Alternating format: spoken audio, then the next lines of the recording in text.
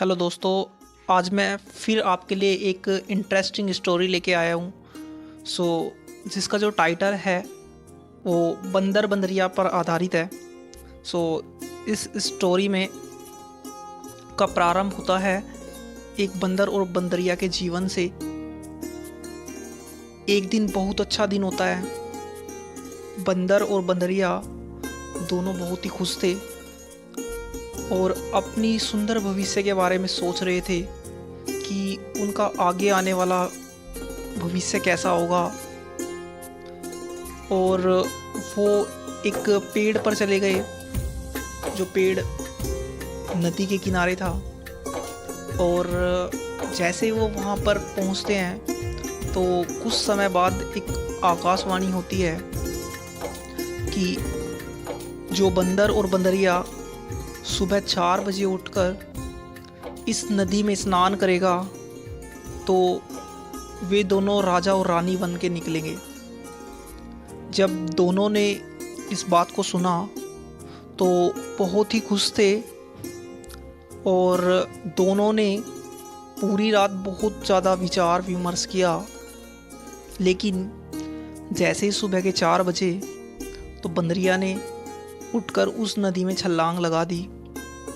और जैसे ही बंदरिया स्नान करके बाहर निकलती है तो बहुत ज़्यादा सरप्राइज़ होती है, क्योंकि वो अपने आप को एक रानी पाती है। वो बहुत ही खुश होती है।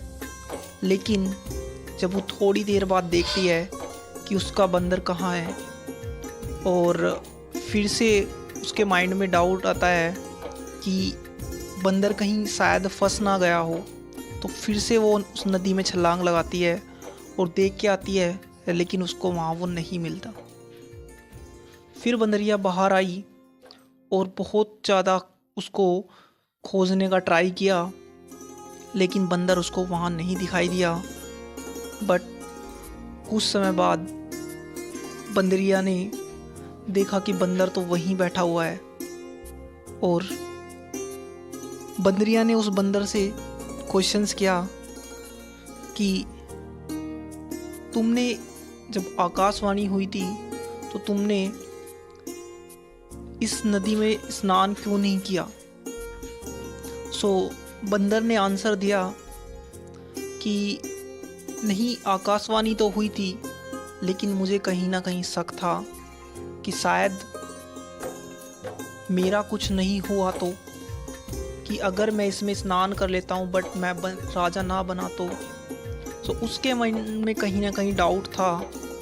लेकिन उस बंदरिया ने बहुत अच्छे से बहुत सुंदर जवाब दिया कि ठीक है, मान लेते हैं कि तू बंदर राजा नहीं बनता, लेकिन तू बंदर तो ही रहता, बंदर से तो कुछ और तो नहीं बनता ना। लेकिन मैंने कहीं ना कहीं उस आकाशवाणी को सुना और इस नदी में छलांग लगा दी, तो आज मैं एक रानी बन गई हूँ। दोस्तों, आपको इस स्टोरी से क्या सीखने को मिला?